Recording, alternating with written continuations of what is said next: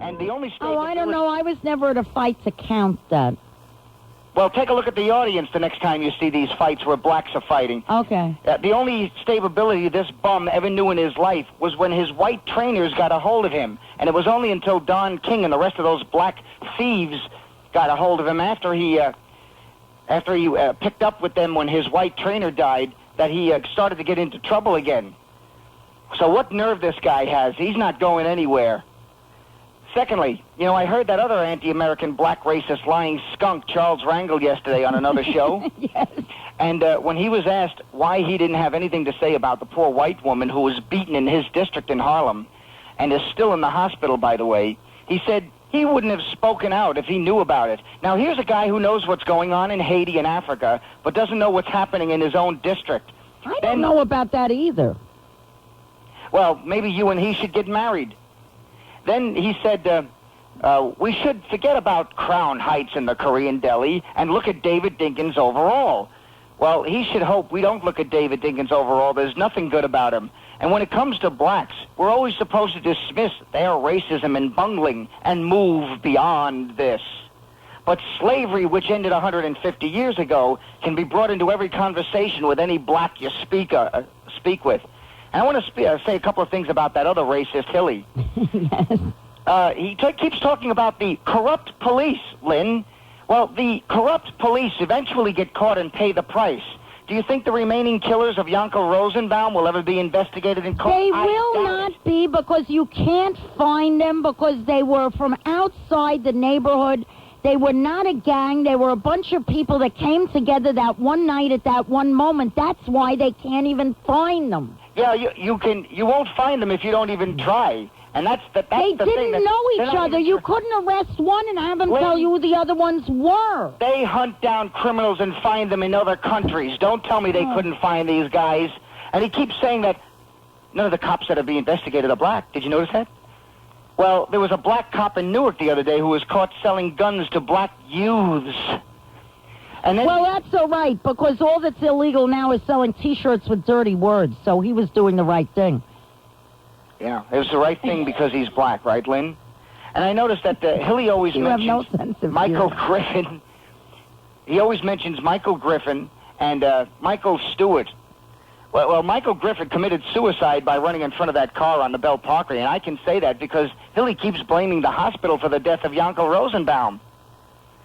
So this guy is his analogies are totally pathetic, Lynn. Okay, He's a real sick okay. I don't know why I talk to you, John. Say goodbye.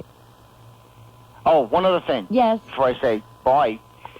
The Democrats, Lynn. Yes. These are the Nazis. They want to now tell you how to speak on our college campuses, what you can watch on TV, who to hire, even if you have your own business, and what doctor you'll eventually be able to see. So you better do a John Lindsay and switch over to the Republicans, Lynn. Thank you. Bye. You know, where did I just read this? Somebody found a memo in the computer of the Fox television station in Washington, D.C., where the news director said that they were going to check with conservative political groups before they hired reporters to see that the reporters were acceptable to conservative political... Now, that's pretty horrifying. Where did I read that? Who even remembers? Poisoning them by the propriety, by the intellectual magnificence of my espoused public policies. That's poison to people who evince inferior public policy. I understand you're feeling very happy because you know that the taxpayers of New York are paying at least an extra 40 G's a year to keep Thomas Grasso living like a king. Bob, the fact of the matter is we brought him back here from Oklahoma. And you know that the governor of Oklahoma has problems of his own. The governor of Oklahoma is facing legal difficulties. This proves once again that my legal theories were superior. And the fact of the matter is that by bringing Thomas Grasso here to New York, we are going to torment him for 20 years. It would be easy. He wants to be executed. We're depriving him of what he wants. Therefore, we're punishing him. Hey, want to announce for re-election right now officially for 1994? I'm deciding. I will announce at the, I announced, as I said in the early fall of 1986, I'll announce for presidency or not by December. As I said that was 1987. As I said in 1991, I'll let you know if I'm running for president a little later on, and I haven't made up my mind. I mean for Sooner governor. or yes, for governor. That's Yeah. I know. I wouldn't. How would I run for president when we have the finest president of my generation in Washington right now? Even though he said you sounded like a mafioso, you say that? you know, Bob, You have no self-respect. Bob, the fact of the matter is, when he referred to my having sounded like a mafioso, what he was referring to was my austere dignity. What he was referring to is the authority that I convey by virtue of my intellect. And he was referring to those positive aspects of organized crime leadership that I value. You know, I'll tell you something. You're really not fair. You walked in here and you didn't give me a pair of hip boots. Well, Bob... You know, we need hip boots. You can Bob, dish it out. I didn't bring you you some... can shoot the bull better than any 10,000 politicians. Bob... Because you are full of it. You know that? Tu sei proprio fedusa. Fedus? Si. Oh, by the way, we have some people here have a message for you. Do we have the people in there? Where's Busey? Yeah, this guy Busey, he has his own... Bob, I didn't bring hip boots, but I did bring 400 condoms to distribute over here at WABC. These are the extra-large, leak-proof variety. These have been approved by Surgeon General Elders. Well, let me tell you, they're not needed here because this is a neutered joint. This place is neuter. I swear, it's neuter. Okay. I don't know, Bob. Wait Some of the broads look okay to me. Oh, are we on the air? Okay, now. We have a group of people here. They have a message for you. You ready? A message for me? Yeah. Pour moi? For you.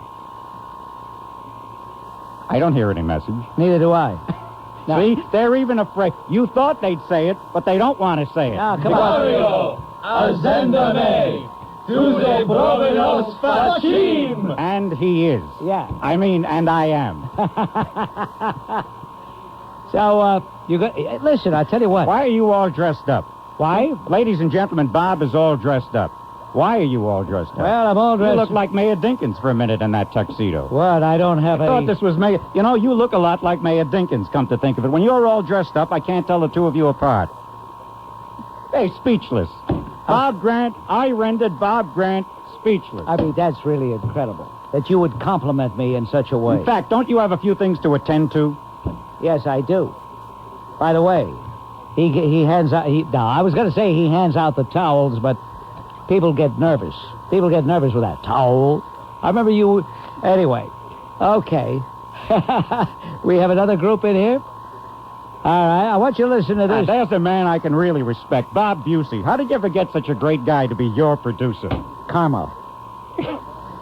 Bob Grant's strong opinions have caused more uproars than any other radio personality in New York history. That's never stopped Bob Grant from saying what's on his mind. And now you can hear what other New Yorkers have to say about Bob Grant on 77 Talk Radio WABC. Ladies and gentlemen, I'm proud to tell you, here he is, the governor of the state of New York, Mario Cuomo. Thank you, Bob. I came by really to congratulate WABC for getting you and to wish you luck. I know that the listeners are going to have a ball with you, and they're probably going to be taught a little bit, too. You're just provocative enough to get people thinking, and that's good for all of us, I think. That's good for the whole city. That's good for the whole state. It's good for the whole country when you get people energized into thinking about problems and expressing their opinions, whether they agree or not. It's good that people should be involved, and you do that very well. You know, as you know, ladies and gentlemen, this is my colleague and radio's most talented performer, Jay Diamond, here.